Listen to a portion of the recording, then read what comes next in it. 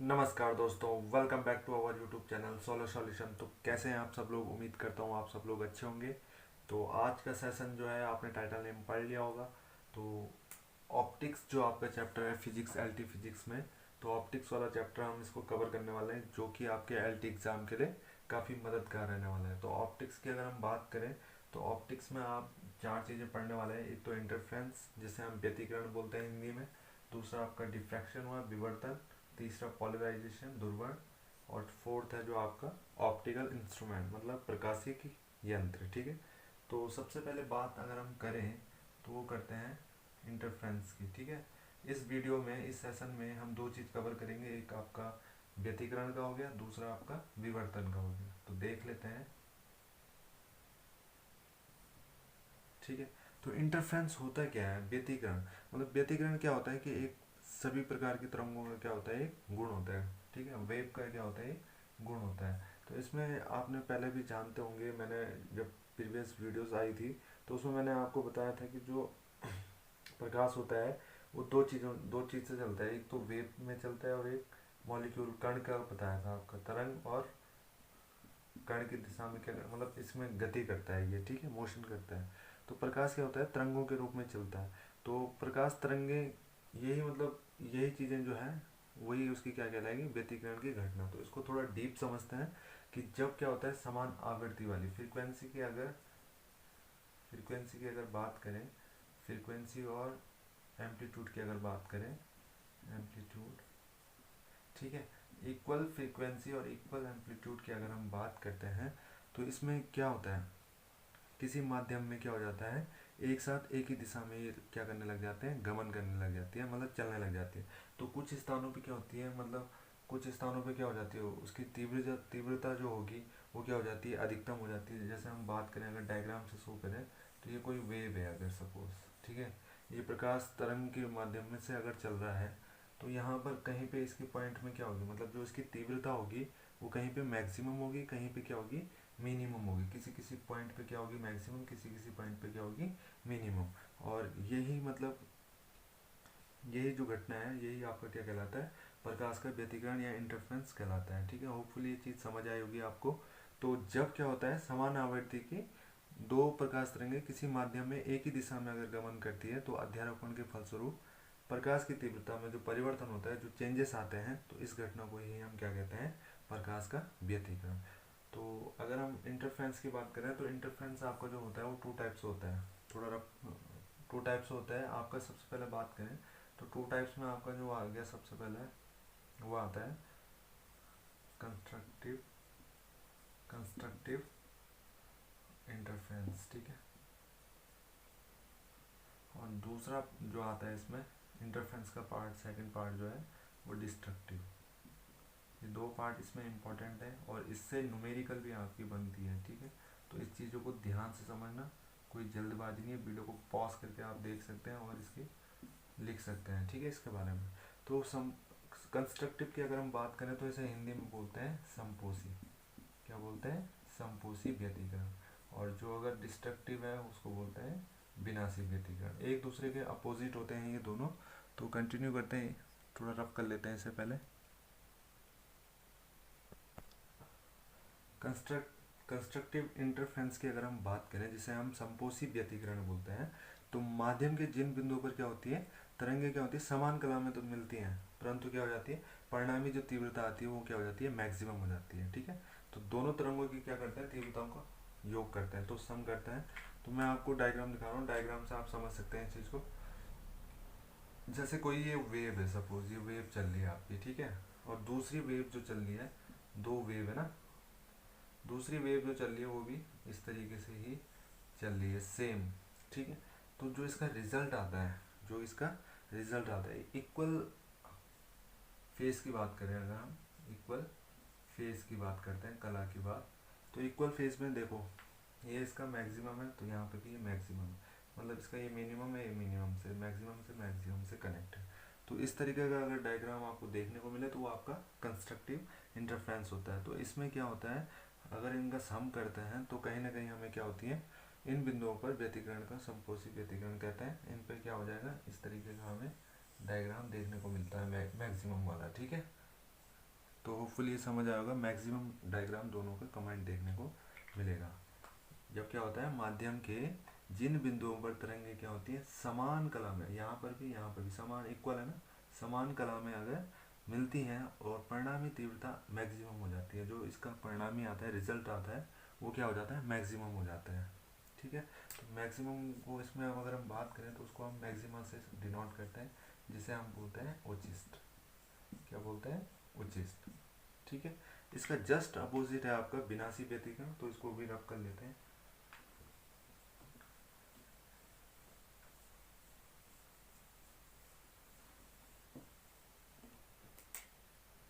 Destructive destructive interference. ठीक है,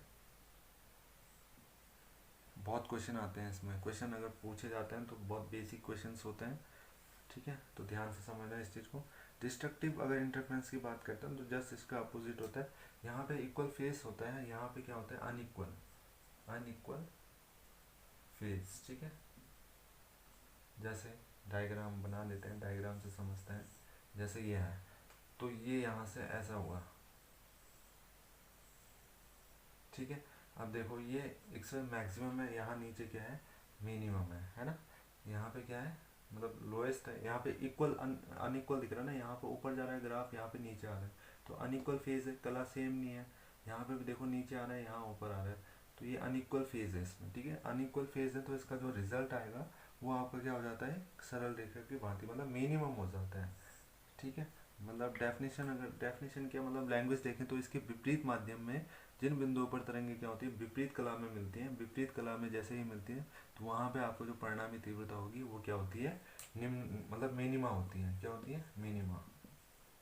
minima को हिंदी में बोलेंगे निम्निष्ठ, निम्निष्ठ। ठीक है, तो होपफुली ये चीज़ समझ आई होगी आपको।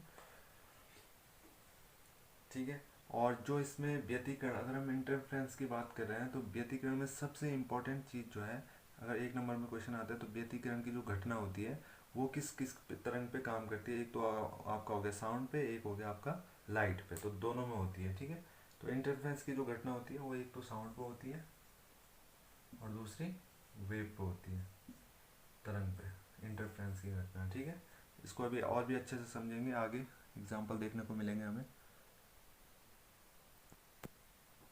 इसमें जो चीज़ इंपॉर्टेंट है मैं वो फॉर्मूला ही लिखाऊंगा आपको। इसमें एक आपका रिजल्टेंट इंटेंसिटी जो होता है, मतलब वेव की, तो वेव की अगर हम इंटेंसिटी की बात करें, ठीक है, मतलब परिणामी तरंग की तीव्रता की बात करते हैं, तो वो मोस्ट इम्पॉर्टेंट जो फॉर्मूला है वो होता है I equal to A one का स्क्वायर प्लस ए टू का square plus two A one A two into cos five. Five जो हो गया आपका, वो आपका फेज हो गया। ठीक है, फाइव क्या हो गया आपका, फेज हो गया। और जो ए है और ए वन है, ए टू है, ये दोनों आपके क्या हो जाएंगे, एम्पलीट्यूड। ठीक है, तो ये हो गया। तो व्यतिकरण का सूत्र है आपका, मतलब व्यतिकरण के फलस्वरूप परिणामी वेव इंटेंसिटी का, रिजल्टेंट इंटेंसिटी का फॉर्मूला है। ठीक, तो इसकी भी अब दो कंडीशन है, इसमें भी दो कंडीशन है। एक आपका क्या हो गया, जो हमने अभी पीछे पढ़ा था, एक संपोषी पढ़ा था कंस्ट्रक्टिव और एक पढ़ा था डिस्ट्रक्टिव। तो दोनों के बेस पे हम समझने वाले हैं, बहुत इंपॉर्टेंट रहने वाला है आपके लिए। ठीक है, रफ करते हैं इसे। अगर हम कंस्ट्रक्टिव की बात करें, एक तरफ हम कंस्ट्रक्टिव लिख देते हैं और दूसरी तरफ डिस्ट्रक्टिव। ठीक है, दो हैं, विनाशी और संपोषी व्यतिकरण। ठीक है, तो कंस्ट्रक्टिव की अगर हम बात करें, इसके फेस की अगर हम बात करते हैं, मेन पॉइंट जो है इसमें, फर्स्ट पॉइंट, इसका फेस, यहाँ पे भी फेस आएगा। ठीक है, इसका इंटेंसिटी की बात करें अगर हम, मतलब आई मैक्सिमम की बात करें, और यहाँ पर दूसरा आई मिनिमम। अब ये आई मिनिमम मैं क्यों लिख रहा हूँ, आई मैक्सिमम मैं क्यों लिख रहा हूँ, ये आपने इनकी डेफिनेशन में जब मतलब मैंने एक्सप्लेन किए थे तो आपको समझ आ गया होगा, एक मैक्सिमम क्यों आता है, ये मिनिमम क्यों आता है। ठीक है, दूसरा इसमें आयाम की बात करते हैं, मतलब एम्पलीट्यूड की अगर मैक्सिमम की बात करें, और इसमें एम्पलीट्यूड की मिनिमम की बात करें। ये फॉर्मूला है, इनके बेस पे अभी मैं दिखाऊंगा आपको। ठीक है, तो फेज की अगर हम बात करें तो फेज के लिए जो फॉर्मूला होता है कंस्ट्रक्टिव के लिए, कंस्ट्रक्टिव के लिए फाई इक्वल टू हो जाएगा आपका 0, 2 पाई, सारे इवन नंबर आते हैं, 4 पाई, 6 पाई, तो कैसे कैसे नंबर हैं, सारे इवन नंबर हैं, कैसे नंबर है, इवन। तो इसके लिए जो फाई निकल के आता है आपका, वो आता है 2n पाई। सीधा आपने ये फॉर्मूला लगाना है। अगर हम यहाँ पे 1 रखते हैं तो ये कितना हो गया, 2 पाई आ गया। 0 रखते हैं यहाँ पे तो 0 से 0 आ गया। अगर हम 2 रखेंगे यहाँ पे तो 2 2 से 4 पाई आ जाएगा। इस तरीके से ये फेस का फॉर्मूला बन गया आपका, ठीक है। कभी भी पूछा जाता है तो इस तरीके से आपने फॉर्मूला याद रखना है। अगर हम आई मैक्सिमम की बात करते हैं, इंटेंसिटी की बात करते हैं, तो इंटेंसिटी के लिए फॉर्मूला जो होता है आपका वो A1 प्लस A2, दोनों एम्पलीट्यूड को आपने ऐड करना है और उसका वर्क करना है, ठीक है। कभी भी अगर इंटेंसिटी पूछी जाए कंस्ट्रक्टिव में तो इस तरीके से फॉर्मूला अप्लाई करना है। देन इसमें लास्ट है आपका ए मैक्सिमम। ए मैक्सिमम मतलब एम्पलीट्यूड जो मैक्सिमम है वो क्या, मतलब उसका फॉर्मूला क्या है, उसके लिए होगा आपका सीधा ए एम, जो एम्पलीट्यूड है उसको दोनों का सम कर देना है, ठीक है। अगर पथांतर की बात करें, इसमें पथ का जो अंतर होता है, ठीक है, उनके दोनों, कंस्ट्रक्टिव में हमने पढ़ा था ना, दो वेव थी चल रही, ये अगर इक्वल उससे चल रही थी कला से, है ना, तो उसमें पथांतर जो आता है उसका डेल्टा जो फॉर्मूला आता है वो होता है डेल्टा इक्वल टू एन पाई। ये फॉर्मूला हुआ आपका। तो ये 4 फॉर्मूला है, सेकेंड, थर्ड और ये 4 फॉर्मूला। अब बात करते हैं डिस्ट्रक्टिव में। तो डिस्ट्रक्टिव के लिए फेस मतलब अपोजिट है। यहाँ पे इवन नंबर चल रहा है तो यहाँ पे ओड नंबर चलेंगे आपके। अब ओड नंबर क्या हो जाएंगे आपका, 5 के लिए क्या हो जाएगा यहाँ पे पाई, 3 पाई, 5 पाई, 7 5। डायरेक्ट जो फॉर्मूला बनेगा इसके लिए वो बनता है आपका 5 equal to 2n-1, 2n-1 into बाहर से पाई, ठीक है। तो ये फॉर्मूला बन जाता है इस तरीके से। और इंटेंसिटी मिनिमम की बात करें तो यहाँ पे प्लस करते हैं हम, यहाँ पे माइनस करेंगे, तो आई मिनिमम जो होगा आपका वो A1 माइनस A2 का वर्ग हो जाएगा। और ए मैक्सिमम एम्पलीट्यूड मिनिमम की बात करें तो यहाँ पे माइनस होगा। जस्ट फॉर्मूला वही रहता है, सिर्फ मैक्सिमम वो क्या करते हैं माइनस और मॉड के साथ, ठीक है। पथांतर की बात करें तो पथांतर के लिए 2n-1 जो यहाँ पे होता है और इस यहाँ पे क्या कर देंगे लैम्डा बाई 2। तो इस तरीके से फॉर्मूला निकल के आता है और ये चीज़ें आपको याद रखनी है। और इसके बेसिस पे क्वेश्चंस भी आते हैं, भाई मैं आपको क्वेश्चंस दिखाऊंगा, ठीक है, किस तरीके के क्वेश्चन पूछे जाते हैं। और सबसे बड़ी जो बात है इंटरफ्रेंस की, अगर हम बात करें व्यतिकरण में, तो व्यतिकरण जो होता है उसकी घटना जो होती है वो किस पे बेस पे काम करती है, किस प्रिंसिपल पे काम करती है, वो करती है आपकी ऊर्जा संरक्षण पर। किस पर, ऊर्जा संरक्षण पे। ये इस तरीके के क्वेश्चन आते हैं एग्जाम में। व्यतिकरण की जो घटना काम करेगी वो करती है ऊर्जा संरक्षण के सिद्धांत पर आधारित होता है आपका इंटरफ्रेंस। तो इसे रब करते हैं और एक क्वेश्चन देख लेते हैं इसमें, मतलब किस तरीके का क्वेश्चन आपके एग्जाम में आ सकता है। तो ज़्यादा लेंथी सॉल्व ना करके उसको शॉर्ट ट्रिक में हम सॉल्व करना सीखेंगे, ठीक है। तो रब कर लेते हैं इसे।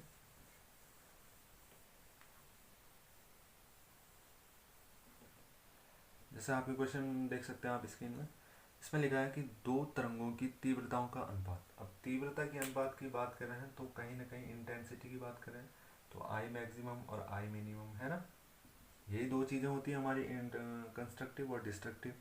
तो दो तरंगों की तीव्रता का अनुपात दे रखा है आपको 9:16। कितना दे रखा है, 9:16। तो यदि यह दोनों तरंगे व्यतिकरण करती हैं, अगर क्या करती हैं, इंटरफेरेंस करती हैं, तो महत्तम और मतलब मैक्सिमा और मिनिमा इंटेंसिटी का रेशियो क्या होगा, ये आपको फाइंड आउट करना है।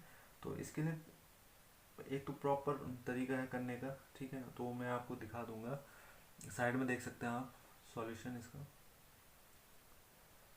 इसमें कैसा सॉल्व किया गया है देख लो, ठीक है। वीडियो को पॉज कर सकते हैं तो फिर देख लेना आप लोग, ठीक है। इसे कंटिन्यू करते हैं। तो इसमें अगर एम्पलीट्यूड की बात कर रहे हैं, ठीक है, तीव्रताओं की बात कर रहे हैं, क्वेश्चन थोड़ा मिस्टेक लग रहा है मुझे। तीव्रताओं, तरंगों की तीव्रताओं का अनुपात दे रखा है ना ये, ठीक है, चलो हो जाएगा। तो इसमें आपको कुछ नहीं करना है, शॉर्ट ट्रिक अप्लाई करनी है, सीधा सीधा। अगर मैक्सिमम ऊपर है, रेशियो दे रखा है आई मैक्सिमम और आई मिनिमम का जो रेशियो दे रखा है, ठीक है, उसके लिए A1/A2 होता है। तो मैक्सिमम अगर 3 पे है और मिनिमम कितने पे है 4 पे है, तो पहले आपको A1 का होल स्क्वायर A2 का होल स्क्वायर ये निकालना है। तो मतलब A1 और A2 की वैल्यू निकालनी है। जैसे ही A1 और A2 की वैल्यू निकल जाएगी तो इस तरीके से आप उसको अप्लाई करोगे।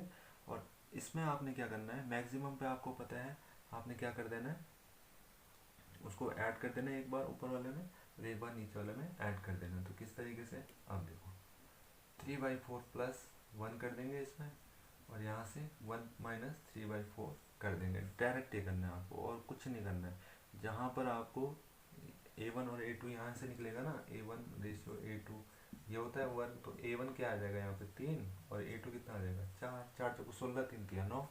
जब ये आ गया तो इसको आपने क्या करना है A1/A2 प्लस 1 कर देना है। तो यहाँ पे A1/A2 माइनस 1 कर देना है, मतलब एक बार जोड़ना है एक बार घटा देना है। और इसको सिंप्लीफिकेशन करेंगे तो यहाँ से 437/4 और क्रॉस मल्टीप्लाई में 4 कितना आ जाएगा ये 4 - 3 1/4 आएगा ना, यही आ जाएगा है ना। माइनस का करेंगे तो माइनस का प्लस हो जाएगा आपका, ये 4 से 4 कट जाएगा 7 7 49, और एक का करेंगे तो 1 रहेगा। तो A1 जो मतलब मैक्सिमम जो मिनिमम आएगा वो आपका जो रेशियो आएगा वो आएगा 49/1। तो होपफुली ये क्वेश्चन आपको समझ आया होगा और इस तरीके के क्वेश्चंस आपके एग्जाम में देखने को मिलेंगे। दूसरा मैंने बोला था कि डिफ्रैक्शन हम देखने वाले हैं इस सेशन में। विवर्तन, विवर्तन की जो घटना है वो क्या है, मतलब इसको थोड़ा सा समझते हैं। ठीक है, विवर्तन की अगर हम बात करें डिफ्रैक्शन की, मार्कर चेंज कर लेते हैं एक बार। इसमें ज़्यादा टफ नहीं है डिफ्रैक्शन भी आपका, मतलब ये किस पे करता है, मतलब डबल स्लिट एक्सपेरिमेंट, ये हाइगेंस के द्वारा जो मतलब नियम निकाले गए थे, जो एक्सपेरिमेंट किए गए थे, वो चीज़ आप पढ़ी होगी आपने उन चीज़ों को। ठीक है, तो जो चीज़ें हमारे सिलेबस में हैं उसी चीज़ को देखेंगे ज़्यादातर। ठीक है, तो जब तरंगों के मार्ग में कोई क्या होता है अवरोध या मतलब ऑब्स्टेकल, या फिर हम कह सकते हैं कोई नैरो ओपनिंग हो जाए, ठीक है, तो वे क्या कर लेते हैं, एक मतलब किनारों से क्या हो जाती है वो मुड़ जाती है। तो किस तरीके से, हम सीधा डायग्राम से, अगर जैसे ये एस कोई पॉइंट है, ये एस कोई क्या है पॉइंट है यहाँ पे, ठीक है, यहाँ पर आपका एक मतलब सर्कल का बोल सकते हैं हम कि सर्कल का आपका ये लगा हुआ है इस तरीके से, स्लिट लगी हुई है, स्लिट ही समझ लो इसको। ठीक है, इस तरीके से। अब यहाँ से जब क्या करते हैं, जब तरंगों के मार्ग में कोई अवरोध अथवा संकीर्ण छिद्र आता है तो वो अवरोध और छिद्र के किनारों से क्या हो जाती है, मुड़ जाती है। ठीक है, इस तरीके से ये यहाँ से यहाँ गया, ये यहाँ से यहाँ गया, और यहाँ पर जो आपका ये पर्दा बोल सकते हैं हम इसको। ठीक है, एक्स वाई, ठीक है, पर्दा हो गया आपका ये, और ये आपका क्या हो गया, एक बिंदु हो गया जिसे हम बिंदु स्रोत बोल सकते हैं। ठीक है, ये आपका बिंदु स्रोत हो गया। तो यहाँ से प्रकाश चल रहा है आपका, ठीक है, क्या हो रहा है, प्रकाश चल रहा है। प्रकाश जैसे ही चला तो वो अपने मार्ग से चल रहा है, और यहाँ पे एक किस उसमें चल रहा है, सरल रेखा में चल रहा है, सरल रेखा में चल रहा है। तो सरल रेखा में चलने के बाद क्या आता है, कहीं ना कहीं क्या करता है, इसके आसपास एरिया में, इसके आसपास एरिया में दीप्त और अदीप्त वस्तुओं का क्या करता है, मतलब रिजल्ट देता है। ठीक है, इसको और अच्छे से समझते हैं कि जैसे क्या होता है, ये आपका ए बी नाम दे देते हैं, ये ए बी हो गया आपका, ये हो गया आपका सी डी।